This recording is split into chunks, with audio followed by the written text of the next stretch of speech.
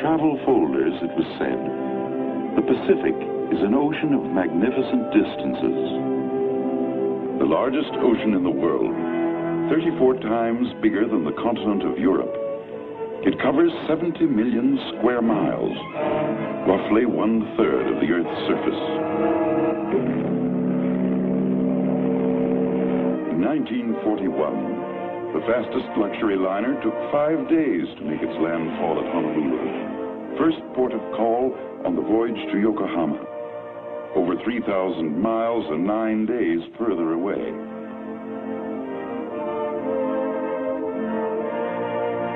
Of course, if you were in a great hurry, like Japan's special envoy, Saburo Kurusu, in December 1941, you could make the trip by air in 2 days, 13 hours, and 15 minutes.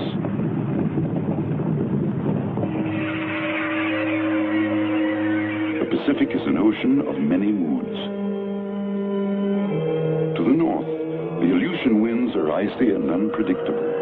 Here, as is said, weather is born. To the south, in equatorial heat, the sunsets are of unparalleled beauty. Here, rising from the blue shark-infested waters, lie jungles, dense and malarial. Volcanoes, like Krakatoa, which once exploded with a violence that shook the world. It is an ocean of islands with names once strange to Western ears. Tarawa, Saipan, Iwo Jima.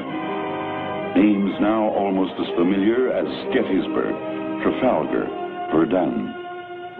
Islands inhabited by little-known peoples, Polynesians, Melanesians, and Micronesians. We had caught glimpses of them in the movies, dancing their hip dances, chanting their island songs. At one time, some had been cannibals, but now most were good-natured and friendly, living in what writers like Herman Melville and Jack London had described as an approximation of paradise. Since 6:55 a.m. Honolulu time, Sunday, December 7th, 1941, this paradise has been a battlefield.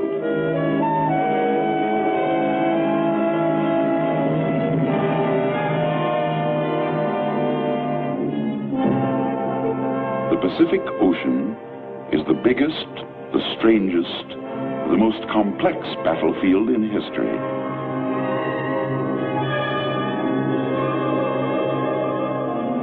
To understand what distance in the Pacific really means, touch the point of a pencil to the map. Under this tiny point may be arrayed all the ships of the United States Navy in battle formation. Yet, these ships must be so disposed and so employed as to exert an influence and control over the whole Pacific area. Land war is familiar to the people of Europe and Asia. A massive war of tanks locked in battle, of men deploying, maneuvering along highways, canals, railroads, in city streets, in buildings of brick and stone. But it is different in the Pacific, where there are no highways, no railroads, only the limitless lanes of the sea.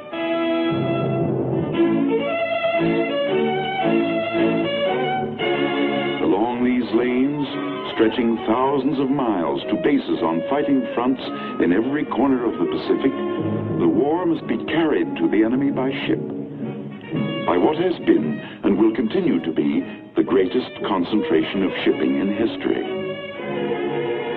There is a special kind of ship for every mission.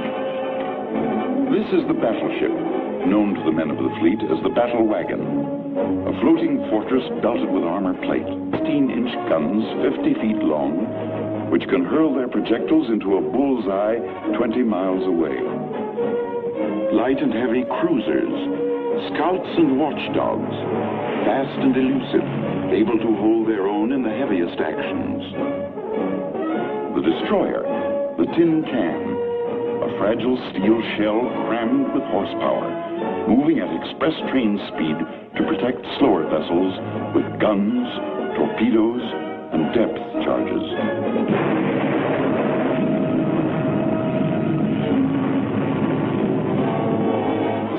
the lone prowler, operating for as much as 60 days in enemy waters, thousands of miles from its base. The aircraft carrier, the flat top, backbone of the fleet today. A floating airport as big as 3 football fields laid end to end. A huge and complicated mechanism able to hurl 100 planes into battle across the horizon. Following the fighting ships are the indispensable ships of the train, repair ships, tankers, transports. With landing craft, they carry the fuel, ammunition, machine shops, food and drinking water, everything to enable the fighting ships to stay at sea, farther from their bases, and in more continuous action than any fleet in history. The fighting ships and their auxiliaries are arranged in groups called task forces, a new concept developed in peacetime years by the United States Navy and proved in battle in this war.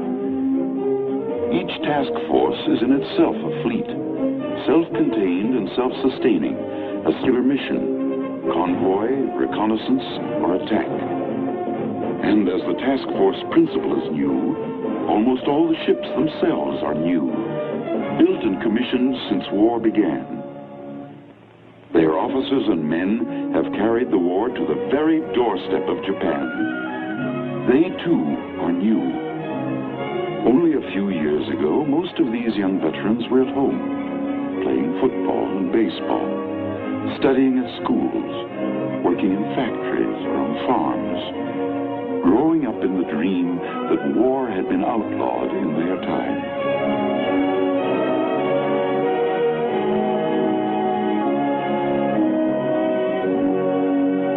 While they were growing up in the 20s and 30s, scores of American warships lay deserted and unmanned, gathering rust in quiet harbors. Others, half finished, had been sold for scrap or sent to the bottom of the sea. This was the result of deliberate policy. Peace through disarmament was the spirit which moved the Washington Arms Conference of 1922 and the London Conference of 1930. Statesmen of those days, with the best of intentions, had forgotten the words of the anonymous admiral of 1918. The means to wage war must be kept in the hands of those who hate war. In America's case, geography was an additional factor. She was 6,000 miles from danger in the west, 3,000 in the east. Most Americans came to believe that a comparatively small navy was protection enough for their isolated seacoasts. But in the middle 30s, events in Europe and Asia began to change America's thinking. She began to prepare to throw her weight into the world's struggle against fascism and aggression. And by September 1939, whatever remained of her old complacency was gone for good. In quick succession, Congress passed the Lend-Lease Act, which made America, in fact, the arsenal of democracy. The so-called Two-Ocean Navy Bill. The United States Navy was reborn. The Selective Service Act, to mobilize the nation's young manhood. But time was running short. It ran out on what began as just another American Sunday.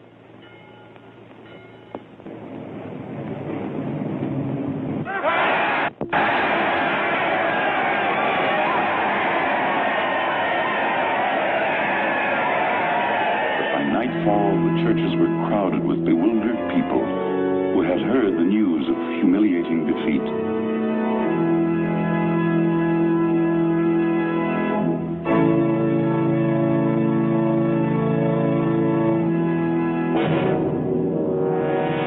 This was Pearl Harbor, America's prime naval base in the Hawaiian Islands. 19 proud ships rested on the bottom. 4,572 men were dead, wounded, or missing. In the hands of Japan rested the balance of power in the Pacific. Bought at a known cost of 48 planes shot down, 3 midget submarines, perhaps 150 men. It was, on the surface, the cheapest bargain in history. But by the morning of December 8th, thanks to Japanese treachery and deceit, Americans were aroused to the depths of their souls. They now stood shoulder to shoulder, of one mind, of one purpose, with the peoples of all free nations everywhere.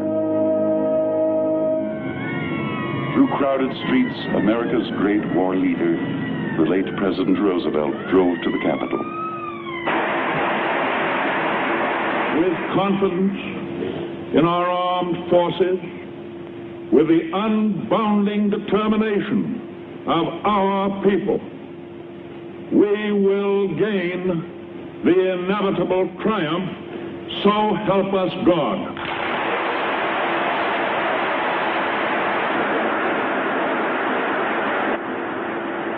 Yes, America said, as the nation's youth put aside the ways of peace and turned to war, we would gain the inevitable triumph. But how? With what? Against all their enemies whomsoever, and that I will obey the orders of the President. Part of the answer would have to come from these. 50 million men and women, trained and untrained, skilled and unskilled.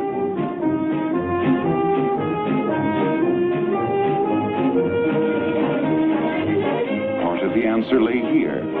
As a result of Lend-Lease, American industry was already partly on a war footing. But ahead lay giant tasks: reconversion, re-engineering, retooling.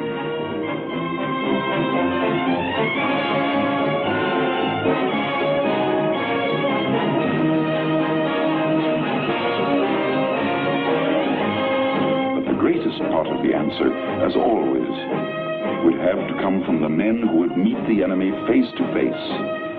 Boys from the forests of the Northwest, the mines and factories of the East, the farms of the Midwest, the cotton fields and cane breaks of the South.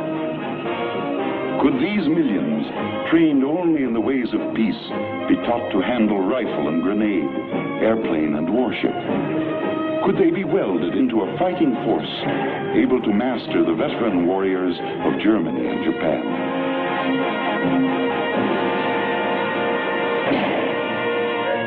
Time was of the essence.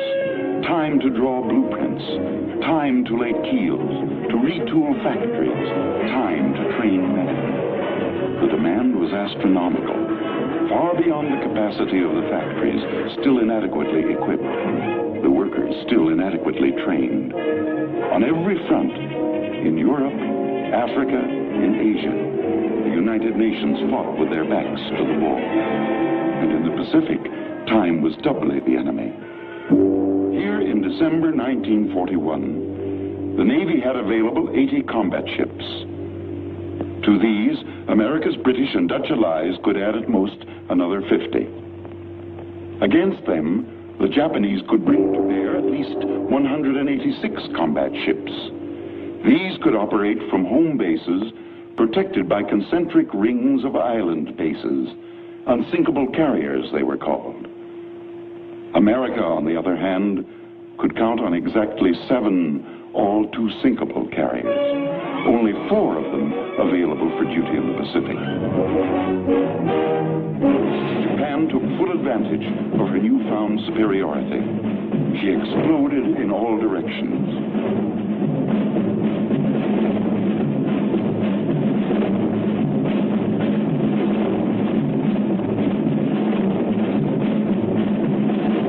In less than 5 months, she had overrun 1.5 million square miles in southeastern Asia and the southwest Pacific. The oil fields of the Indies were hers. She had 95% of all the world's supply of raw rubber, 2/3 of all the tin. She had copper and lead and zinc, 90% of all the quinine in the world. She had completed the conquest of 125 million people, unlimited slave labor. Overnight, Japan had carved out for herself the second largest empire in the world.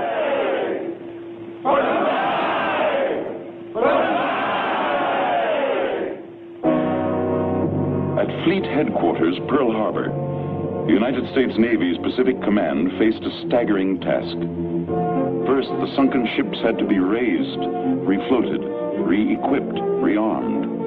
It was the greatest salvage job in history. In time, all but 2 of these ships would again stand out to sea, more heavily armored and gunned than ever before, but not for months to come. Meanwhile, every available combat ship was sent out to search for the enemy, to harass him, hinder him, to delay him.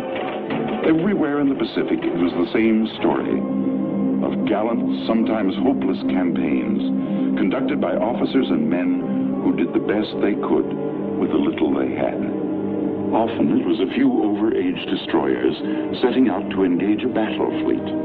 A few Americans, British, a handful of PT boats, every last available ship in the Dutch Navy. Later, these small forces would be called the Bow and Arrow Navy.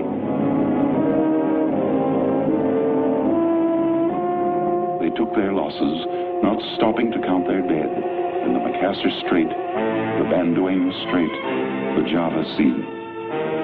In days to come, when the tiny pieces called battles could be slipped into the overall pattern called war, the job they did in the Pacific would assume its rightful place in history.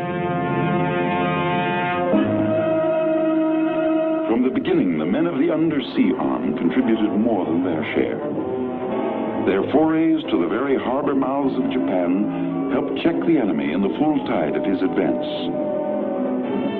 The Navy's airmen did their part. Small carrier task forces launched daring attacks on Japanese bases, foretastes of the mighty aerial strikes to come. They hit at the Gilberts and the Marshalls, at distant Wake and Marcus, at Salamaua and Lae. They learned as they fought, from admirals like Halsey to pilots and plane handlers. They taught themselves the tactics of a new and spectacular kind of warfare.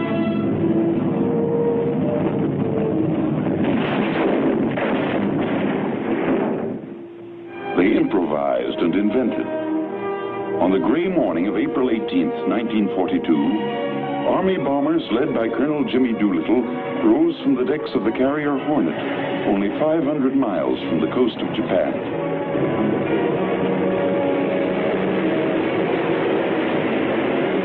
Captain Mitcher and his men gave them a cheer as they disappeared into a scud of clouds to drop their bombs on Tokyo itself.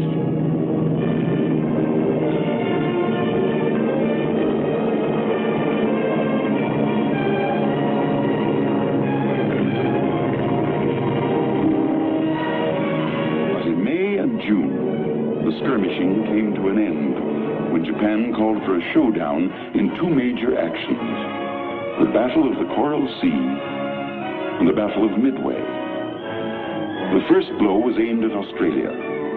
Early in May, a powerful Japanese task force was observed moving south into the Coral Sea.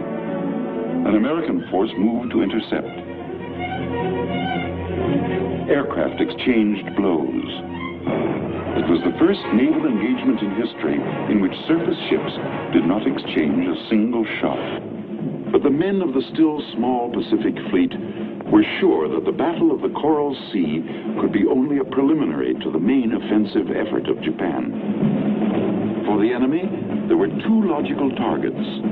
One, the still unfinished naval base at Dutch Harbor in the Aleutian Islands, key to Alaska, Western Canada, and the American Northwest. The other target was Midway Island, western outpost of Pearl Harbor itself. A Japanese victory here would open an invasion path straight to the American mainland. Upon the Commander-in-Chief of the Pacific Ocean areas, Admiral Chester W. Nimitz, rested the burden of determining where the blow would fall and how to meet it.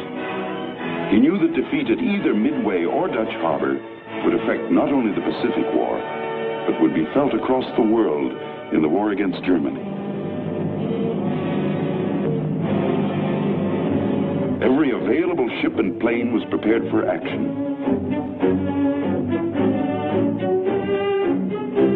Even the carrier Yorktown, damaged in the Coral Sea, had sped to Pearl Harbor to be patched up. Army flying fortresses were dispatched to reinforce marine aviation groups on outlying islands.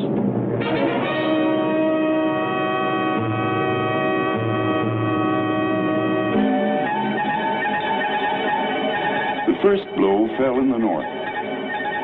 At daybreak on June 3, 1942, Dutch Harbor reported an attack by a strong Japanese force.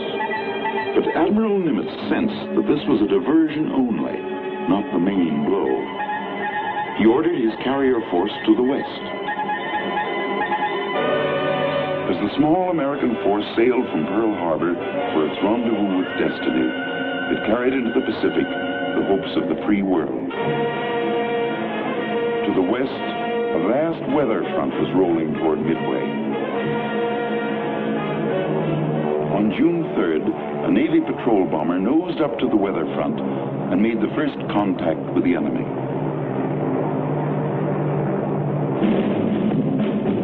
The Japanese were approaching in two columns. One was the expectant occupation force, transports packed with soldiers and Imperial Japanese Marines, protected by a formidable array of fighting ships.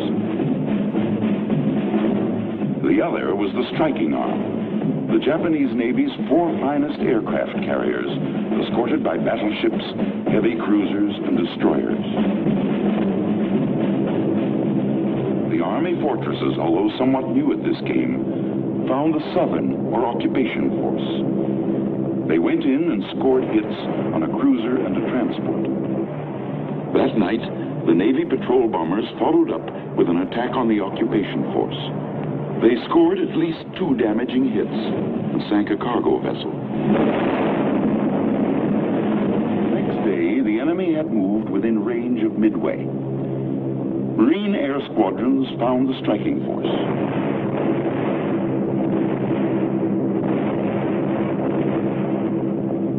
A battleship was set afire, and at least 1 hit was scored on a carrier. But at the same time, Japanese attack groups were giving the island a savage pounding.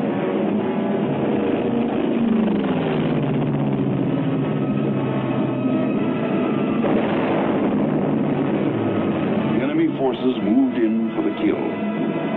But still, they had not detected the approaching American task force. The speeding American carriers were still out of range.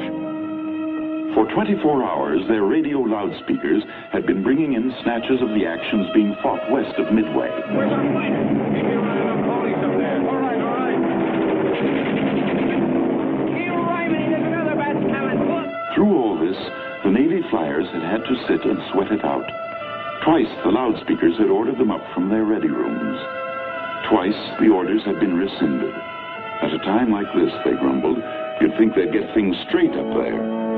But up there had to make sure of the exact course and location of the Japanese, sure that his own planes could reach them, hit them, and still have fuel enough to return. At last it was time. Pilots, fan your planes.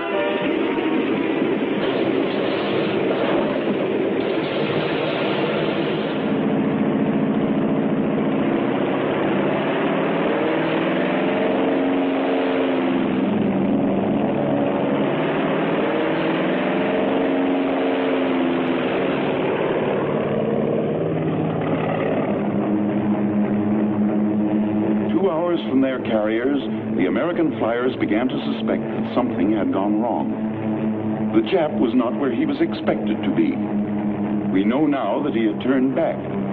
Perhaps he had learned at last of the oncoming American carriers. At 11 o'clock, Commander Waldron of the Hornet's Torpedo Squadron 8 found the enemy. He was short of fuel and had outrun his fighter support. Nevertheless, he attacked. Of his squadron, only one man, Ensign Gay, lived to inflate his life raft on the sea. He saw his comrades from the Hornet, the Enterprise, and the Yorktown plunge into the Japanese fleet. They went for the carriers first. In quick sequence, they pounded them into flaming hulks. Kaga, Akagi, Soryu. And with them, 2 battleships were left burning. But one carrier, the Hiryu, escaped for the time being, long enough for a Parthian shot which crippled the Yorktown.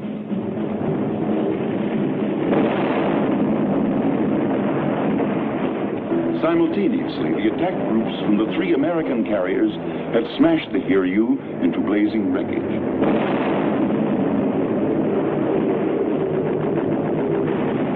For several days, the American flyers delivered textbook attacks on the enemy's battleships and cruisers, now naked of aerial defense. The once clean blue sea was spotted for hundreds of miles with oil slicks and wreckage. By sunset on June 6th, the Battle of Midway had already taken its place beside Jutland, Trafalgar, and the rout of the Spanish Armada. Intelligence officers began to tally up the score. On the morning of June 7th, the men of the victorious American fleet began to bury their dead. As in the skies over Britain 2 years before, a few had earned the gratitude of the many.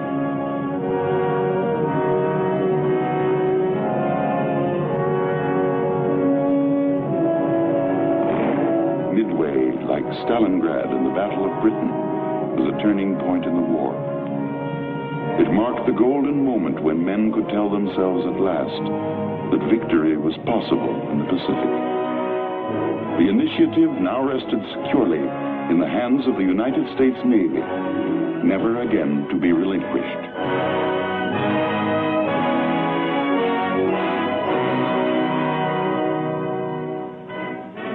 To the Allied Chiefs of Staff in Washington, the initiative won at Midway was an opportunity only, not an accomplishment.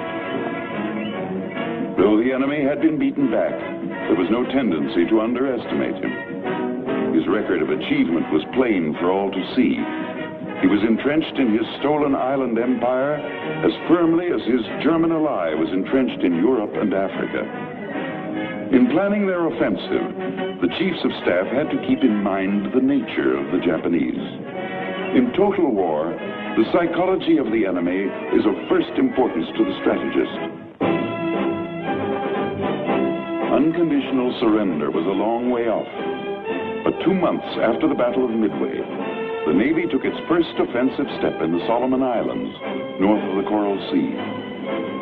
On Guadalcanal, the Japanese were building an airfield to menace supply routes to Australia. This was the first objective. The name Guadalcanal has been written into history.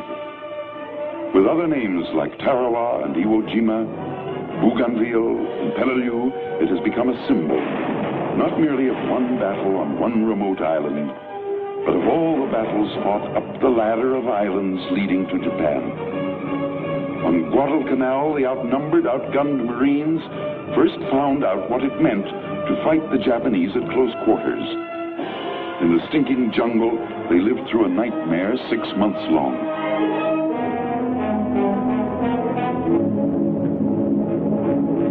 Offshore, American and Australian ships were engaged in no less desperate battle.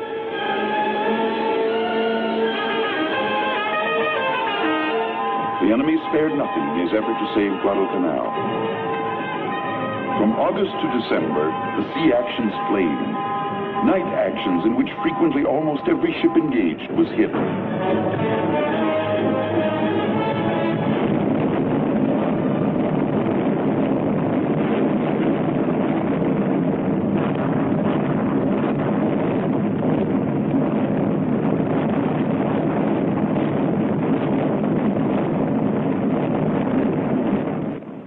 Then, suddenly, at sea and ashore, the Japanese attacks ended. The weary Blue Jackets had driven the enemy from waters he already considered his own.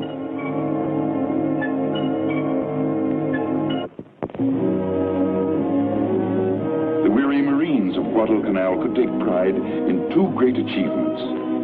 They had taken the first step on the long road to Tokyo, and they had mastered the savage arts of jungle warfare.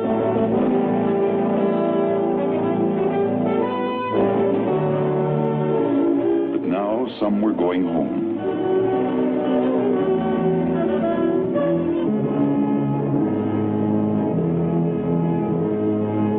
Others had already gone to hospitals on other islands, where Navy doctors and nurses were pioneering new horizons in battle surgery and tropical medicine.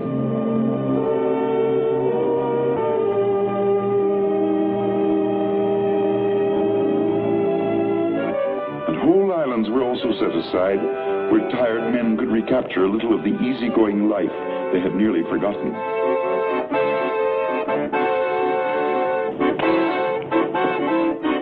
Find a little rest and have a little fun.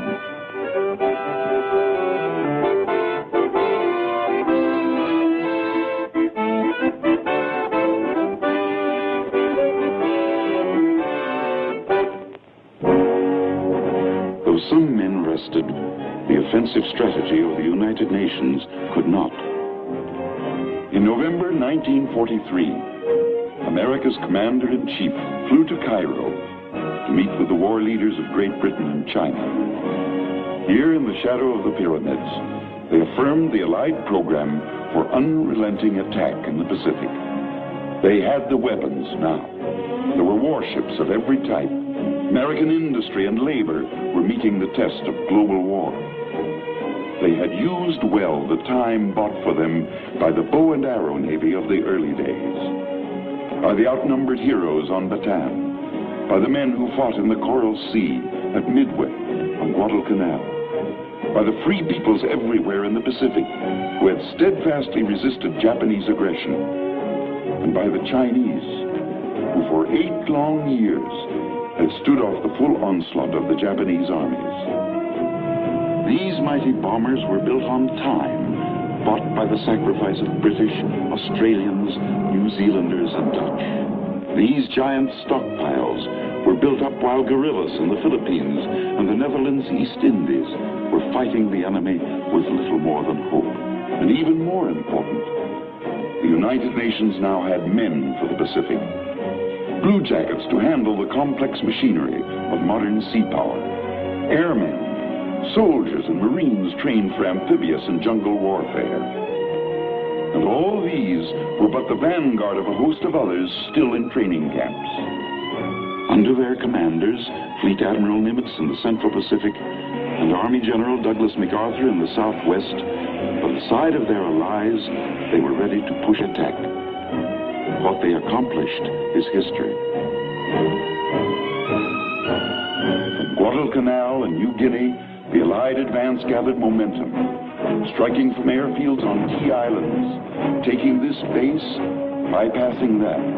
Short steps at first, but as America's power grew, lengthening into giant strides, the world began to hear of strange places.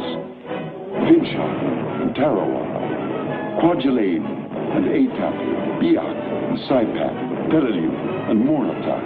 And as the pace increased, more familiar names would come back into the news. The Philippines,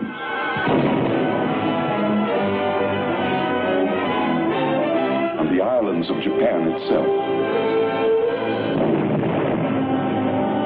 But the real story of the oceanic phase of the Pacific War cannot be told in maps and communiques. It can be told only in terms of human effort and human sacrifice.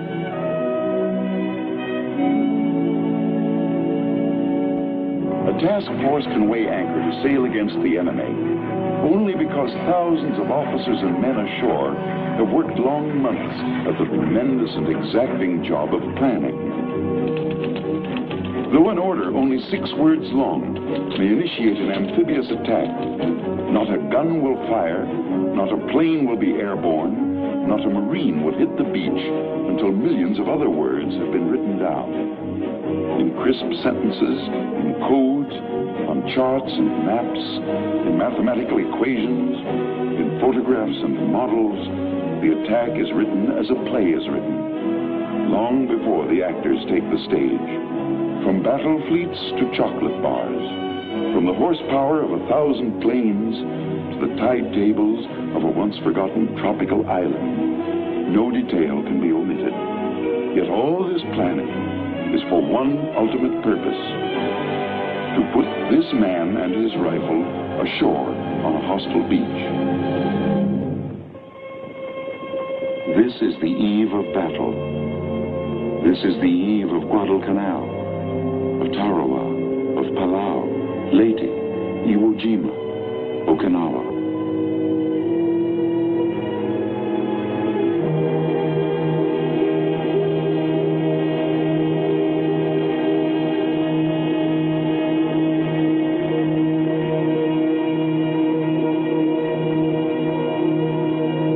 Beyond the horizon lies the enemy.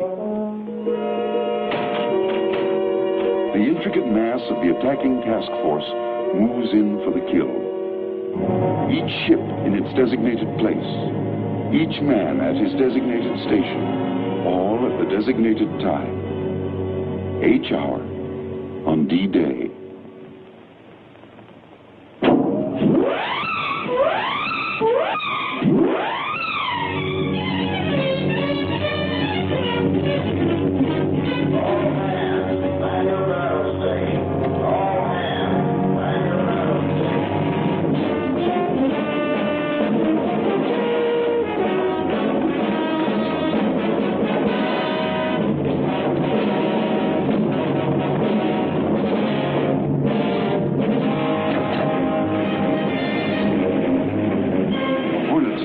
Stirred up. Japanese torpedo bombers.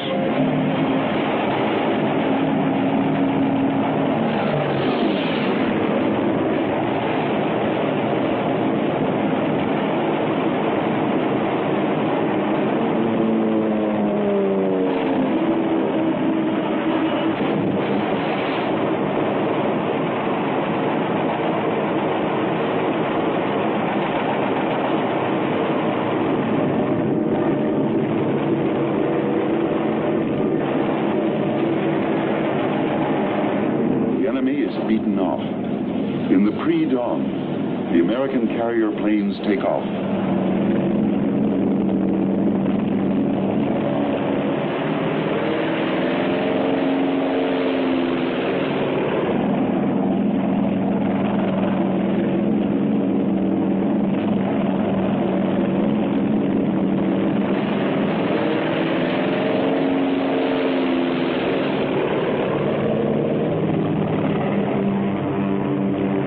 Dawn, they are over their objective.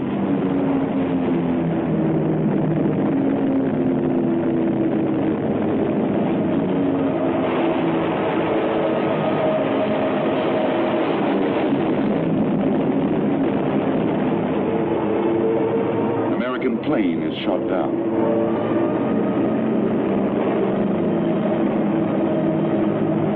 This is a Japanese ammunition ship.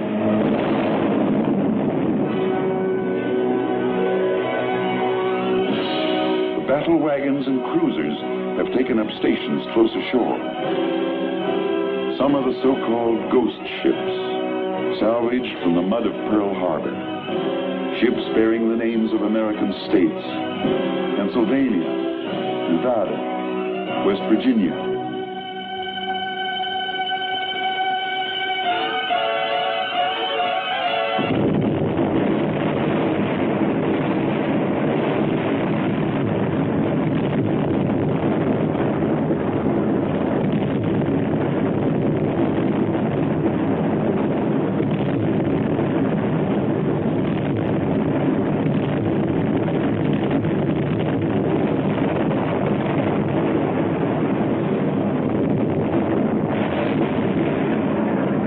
They are paying off their debt. A ship called King George V is paying off the debt of another called Prince of Wales.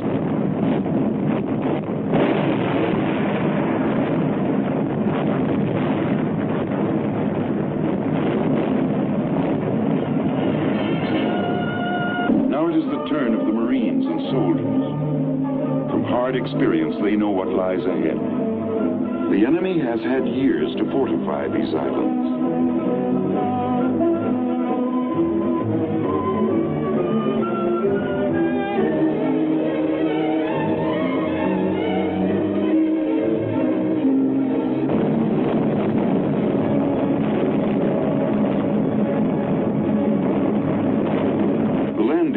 Come under hot enemy fire, but Coast Guard and Navy coxswains keep them on course.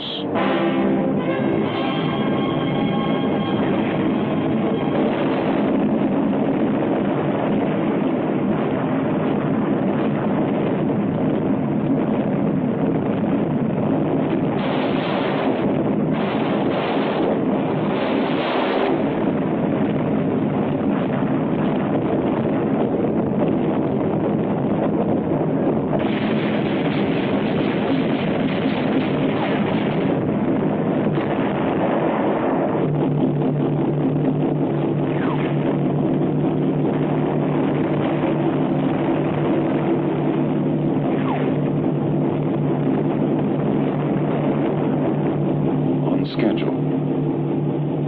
The first wave hits the beach.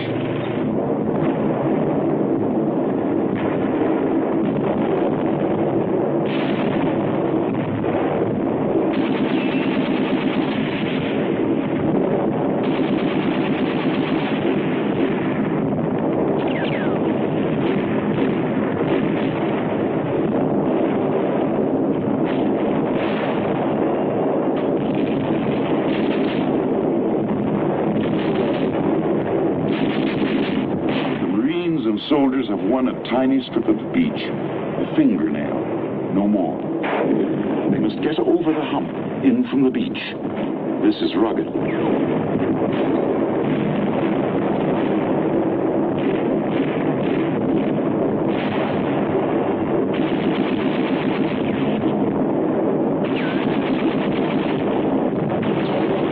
fingernail has been expanded.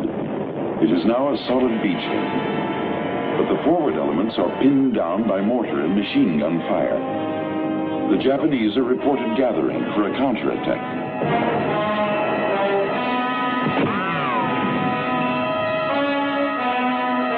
The quickest way to break it up is from the air. The beach calls the carriers 50 miles offshore. But the carriers, too, have their hands full.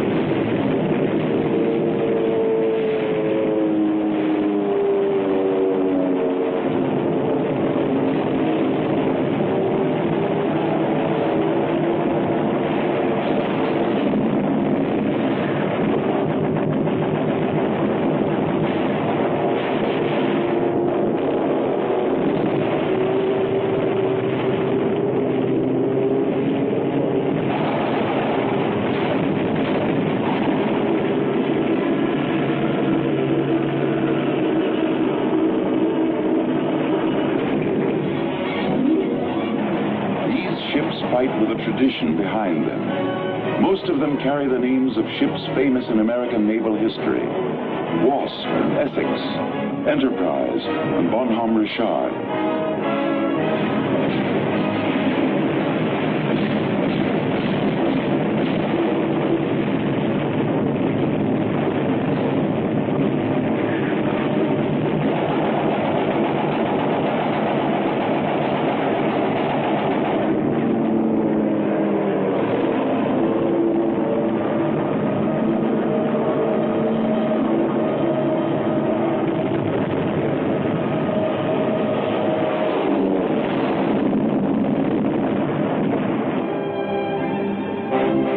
Carriers are temporarily out of action, but the others can fulfill their obligations to the men ashore.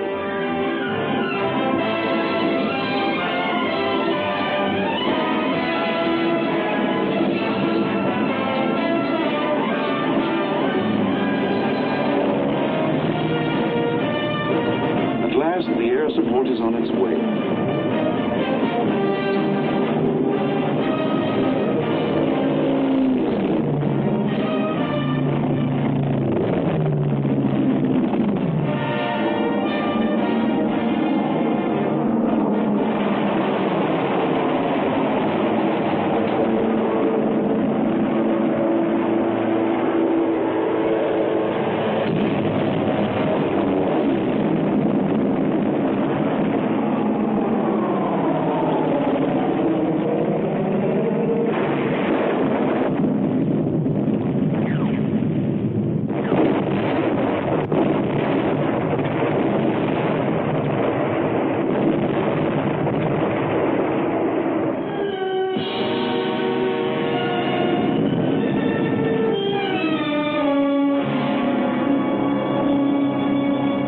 attack can again inch forward.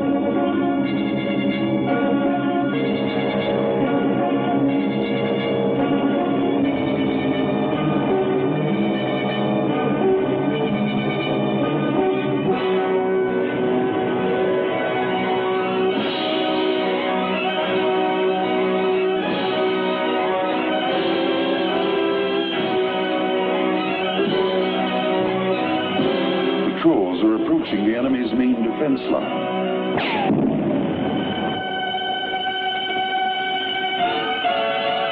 It would have to be pried out with tanks, with artillery, and machine guns, and mortars, with hand grenades, and gasoline bombs,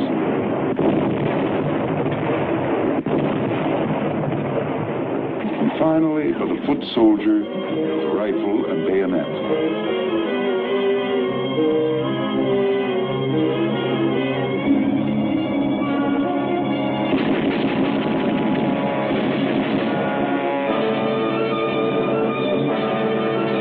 Japanese dynamite.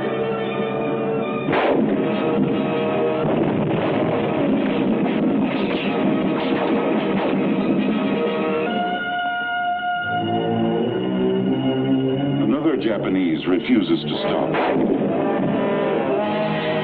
As usual, few of the enemy surrender. Their propagandists have made them believe that surrender means torture and death.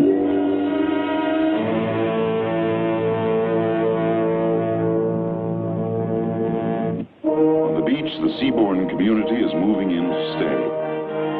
The operation can officially be considered a success.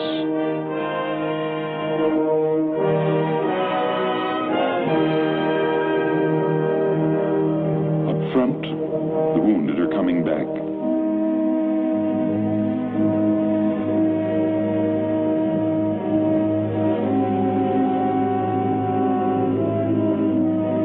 Some will recover to fight again. Some will always bear the scars of battle.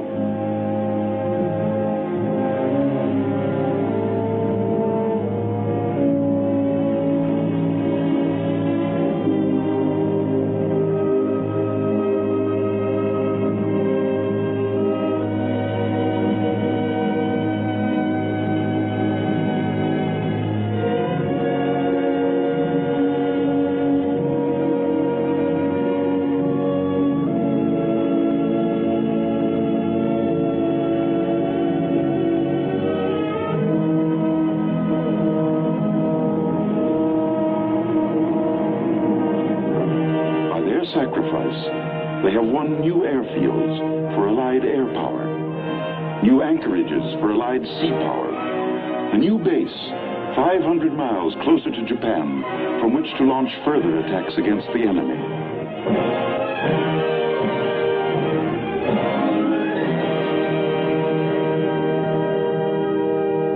Step by step, this has been the story of the advance to the gates of Japan. Step by step, this has been the price.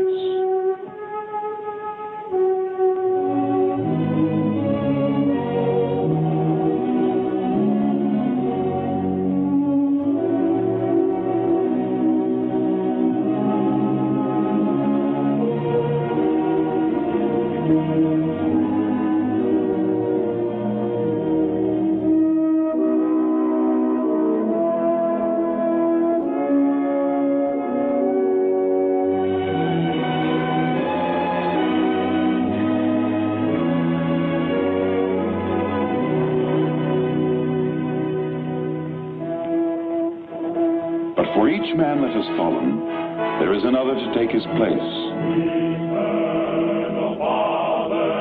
Theirs is the task. The victory will be for all. But this victory can be won only if free men everywhere give to its cause unsparingly their strength, their treasure, and their hearts. Then, and only then, will there be peace in the Pacific and over all the earth.